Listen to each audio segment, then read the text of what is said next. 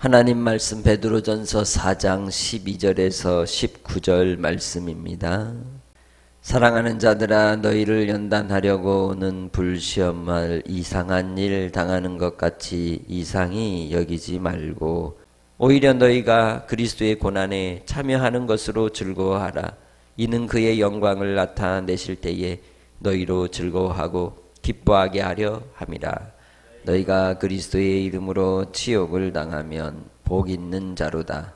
영광의 영 곧 하나님의 영이 너희 위에 계심이라.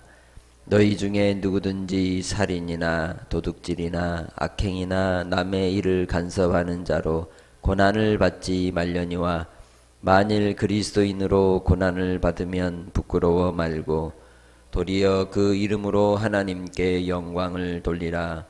하나님의 집에서 심판을 시작할 때가 되었나니 만일 우리에게 먼저 하면 하나님의 복음을 순종하지 아니하는 자들의 그 마지막은 어떠하며 또 의인이 겨우 구원을 받으면 경건치 아니한 자와 죄인은 어디에 서리요. 그러므로 하나님의 뜻대로 고난을 받는 자들은 또한 선을 행하는 가운데 그 영혼을 미쁘신 창조주께 의탁할지어다. 아멘. 베드로 사도가 이 본문 서신을 기록할 즈음은 네로 황제 박해가 시작되기 직전으로 추정하고 있습니다. 그 시기에 권력을 잡았던 이 네로와 또 자기의 꿈꾸는 야망을 위해서 기독교인을 볼모 삼아 그들을 이제 억울한 누명을 씌워서 로마 대화재 사건의 주동자로 지목함으로써 기독교인이 큰 박해의 때를 이제 맞게 되는데, 그러하기 전 이미 바로 그리스도인에게는 박해가 있었음을 우리는 알 수 있습니다. 그 박해와 시련 속에서 어떻게 믿음을 지키고 인내하며 나아가야 될 것인지를 우리는 이 베드로전서를 통하여 깨닫게 됩니다. 1장부터 5장까지 계속해서 일관되게 말씀하는 바가 무엇이냐? 거룩함을 지키고 고난을 두려워하지 말고 주님으로 선한 행실을 끝까지 붙들어 하나님께 향하여 믿음으로 이제 나아갈 것을 권고합니다.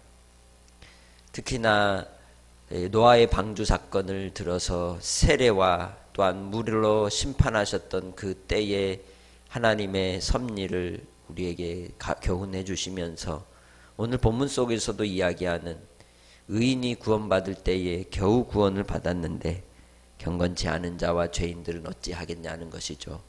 경건치 않은 자가 어떤 자일까요? 종교적으로는 예수님을 믿는 것 같은데 그 심령의 중심에 온전한 믿음이 없고 진실로 하나님을 경외하지 않는 자를 경건치 아니한 자라고 말할 수 있는 것입니다. 야고보서 2장으로 비유하자면 행함이 없는 믿음의 사람이라고 말할 수 있다는 것이죠. 또한 예수님이 비유하신 기름등불 들고 주님 맞이한 5 처녀와 반대되는 바로 기름을 준비하지 아니한 처녀의 모습이 오늘 경건치 아니한 자의 모습이라고 할 수가 있습니다. 그렇기에 오늘 이 소아시아 교회 성도들에게 뿐만 아니라 이 시대를 사는 우리에게도 주님의 말씀은 살아있으며 여전히 변함이 없으며 우리에게 교훈과 위로와 또한 힘이 되는 줄 믿습니다. 12장을 시작할 때에 사랑하는 자들아 라고 하면서 시작을 합니다. 4장 이 상반부에서 보았듯이 그들이 당하는 고난과 시련 속에서 그는 부단히 싸워야 했고 또한 경건한 삶을 향하여 추구하며 몸부림치는 시련 속에서 살 수밖에 없는 상황에 그들이 하나님의 선한 청지기로 사명을 감당하며 주의 은사를 따라 서로 대접하고 사랑하고 뜨겁게 힘있게 서로를 돌보라고 권고하는 그 말씀을 따라 불시험이 올 때에 혼자 버티는 것보다 함께 2-3 사람이 함께 그리스도의 이름으로 모이고 함께 위로하고 권면하고 권고함으로 그 어려움과 시련을 능히 이겨 나아가게 되는 것입니다. 그래서 너희를 연단하려고 오는 불시험을 이상한 일 당하는 것 같이 여기지 말고 라고 권고하는 것이죠. 우리의 인생 속에서 오늘 이 시간 속에 직면한 고난과 고통의 시간을 보내는 이들이 분명히 있습니다. 우리 믿음의 식구들 가운데 질병 때문에, 경제적인 어려움 때문에, 또 예수님을 전하다가 당하는 억울함과 고통 때문에, 또한 이 세상의 권력과 영적인 싸움을 하다가 옥살이를 하고 고통을 당하는 이들도 또한 있습니다. 뿐만 아니라 모함과 누명의 시움을 당하여서 이제 연단의 삶을, 고통의 시간을 보내는 이들이 있다는 것이죠. 성경에 기록된 대표적인 의인으로서 또한 이제 연단을 받는 불시험의 자리에 떨어진 사람이 누구였습니까? 욥이었습니다. 그러나 그는 잠언서 23장 18절을 통하여 우리에게 잘 아는, 익히 아는 말씀, 내가 가는 길을 오직 그가 아시나니 그가 나를 단련하신 후에는 나를 순금같이 나오게 하시리라. 할렐루야. 그 말씀대로 그는 믿음을 따라 오직 신실하신 하나님을 바라보는 경건함 속에서 하나님을 경외하는 신앙으로 무장하고 있었습니다.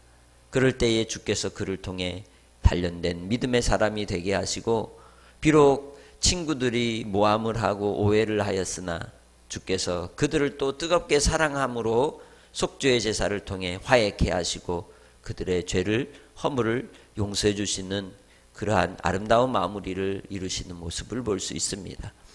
우리에게 고난이 오고 시련이 올 때에 우리는 누군가를 원망하는 신앙이 아니라 하나님의 뜻을 받아들이고 또 하나님 앞에서 우리가 내려놓음의 연습과 또한 훈련 가운데 있음을 깨닫고 주님으로 말미암아 우리가 기뻐하는 성도들이 되시기를 바랍니다. 바로 예수님이 어떠한 고난을 당하셨습니까? 14절에 치욕을 당하셨습니다. 뿐만 아니라 이 예수님께서는 선을 위하여 고난의 길을 가셨습니다. 사람들은 이제 이 하나님을 향한 참남죄를 저질렀다고 했으며 또한 성전을 헐려고 하는 이 쿠데타를 일으키려고 하는 음모가 있었다고 하는 소문으로 예수님을 몰아갔지만, 그러나 주님은 선한 일을 행하셨습니다. 도둑질이나 살인이나 악행이나 남의 일에 간섭지 아니하시고 오직 주님으로 말미암는 믿음의 자리에서 주를 이제 하나님의 뜻을 위하여 우리를 구원하시기 위한 구원의 길로 가셨던 것입니다. 그처럼 13절에서 이야기하는 그리스도의 고난에 참여하는 것은 곧 우리가 진실함으로, 정직함으로, 선함으로 받는 고난이어야 함을 이야기하는 것입니다. 그럴 때에 우리에게 이 시련이 있지만, 고통의 자리에 있지만, 그때에 믿음 있는 자는 주를 바라봄으로 즐거움을 얻게 되고 마음의 평강을 잃지 않고 끝까지 기뻐하는 그러한 하나님의 법을 성취하는 줄 믿습니다.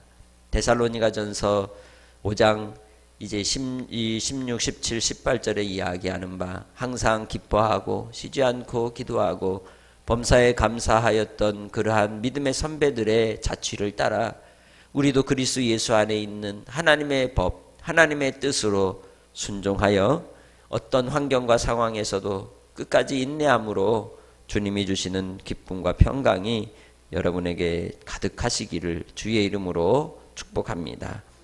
그럴 때에 우리는 주님의 영광을 보게 됩니다. 왜냐하면 주께서는 우리 안에 성령을 부어주셨기 때문입니다. 성령으로 말미암아 하나님이 함께 하심을 알게 됩니다. 또한 그 고난 속에서 아버지의 뜻과 주님의 진리와 하나님의 의가 무엇인지를 경험해 가는 것입니다. 이 세상에 성공의 자리에 얼마나 많은 사람들이 올라가기 위해 몸부림을 치고 부단히 노력을 합니까? 그 성공의 자리에 섰을 때 그들이 진정한 인생의 의미를 깨닫지 못하면 그 성공을 유지하기 위해서 더 큰 성공을 위하여 몸부림치며 두려움에 떨면서 잠 못 이루는 인생이 되고 마는 것을 우리는 볼 수 있습니다. 권력을 가진 자는 그 권력이 몇 년 가지 못한다는 것을 알아야 합니다. 또한 돈을 가진 자는 그 재물이 훅 하면 끝난다는 것을 알아야 합니다. 또한 건강하다고 자부심을 가지고 있는 사람은 우리의 생명의 주가 하나님이심을 알아야 합니다. 그럴 때에 우리가 교만하지 아니하고 겸손히 어떤 인생의 시련이 올지라도 그 속에서 아버지의 뜻을 받아들이고 하나님의 주권을 인정하고 하나님께로 나아가는 백성들이 되는 줄 믿습니다. 그때에 하나님께서 우리를 통하여 영광을 받게 하시고 우리를 통해 하나님의 영광을 나타내 주실 줄 믿습니다. 마지막 때에 하나님의 심판의 때가 있음을 알기에 우리는 그 하나님의 심판의 때를 알고 끝까지 믿음으로 복음에 순종하며 기름등불을 준비하며 하나님 앞에서 선한 행실을 통하여 하나님의 뜻을 이루는 일에 힘쓰는 믿음의 성도들이 되시기를 주의 이름으로 축복합니다. 이 연단의 과정을 통해 마지막 순금이 되는 온전한 이 재련의 과정의 끝이 무엇일까요? 그것은 오래 참음입니다. 오래 참지 않으면 주님의 뜻을 이룰 수가 없는 것입니다. 온전함을 이룰 수 없는 것입니다. 뜨겁게 사랑하는 것도 끝까지 가야지 중간에 멈추면 그것은 뜨겁게 사랑한 것이 아닙니다. 서로 섬기는 것도 끝까지 가야지 중간에 그만두면 그건 서로 섬긴 것이 아닌 것입니다. 시작이 반이지만 끝은 너무도 중요한 것입니다. 끝맺음을 잘 해야 하는 것입니다. 그래서 로마서 5장을 통해 바울 사도도 그렇게 말씀하지 않았습니까? 우리가 환난 중에도 즐거워하나니 이는 환난은 인내를, 인내는 연단을, 연단은 소망을 이루는 줄 알미로다. 할렐루야. 주님 안에서 이 인내를 통하여 온전함을 이루고 소망을 이루는 주님의 나라를 우리가 목도하게 될 줄 믿습니다. 이 노아의 방주 사건을 통하여 우리에게 주시는 그 교훈대로 의인 8, 노아의 그 가족 8만 결국 온 인류 가운데 방주를 통해 구원의 은혜를 입었던 것을 우리는 잊지 말아야 합니다. 예수를 믿는다, 예수님을 믿는다 할 때의 그 믿음은 인내를 통해 온전함을 이루는 것까지를 우리에게 요구하고 계신다는 것입니다. 그렇기에 순간순간의 선택 속에서 우리는 선을 택하고 경건함을 향하여 하나님의 뜻대로 받는 고난 가운데 시련 가운데서도 실망하지 아니하고 낙심하지 아니하고 끝까지 우리의 영혼을 창조주 하나님께 의탁함으로 영생 얻은 자의 삶, 하나님의 나라를 이미 이 땅에서 누리는 소망의 삶이 되는 줄 믿고 오늘도 주님 앞에 진정 주일의 날을 통하여 어떻게 하나님의 영광이 되는 복된 인내의 하루를 보낼 것인지를 함께 찾고 구할 수 있는 그러한 지혜자들이 다 되시길 주님의 이름으로 부탁합니다. 하나님 아버지 감사합니다. 오늘도 주님의 은혜 가운데 복된 주일을 허락하시고 이렇게 새벽에 나와 간구하며 기도하게 하시니 감사합니다. 아버지, 세상이 흉흉하고 혼란과 혼돈의 시기가 와 있을지라도 우리는 주님을 바라보고 의지하며 간구합니다. 우리의 기도와 간구를 들으시고 주님의 선을 나타내 주시옵소서.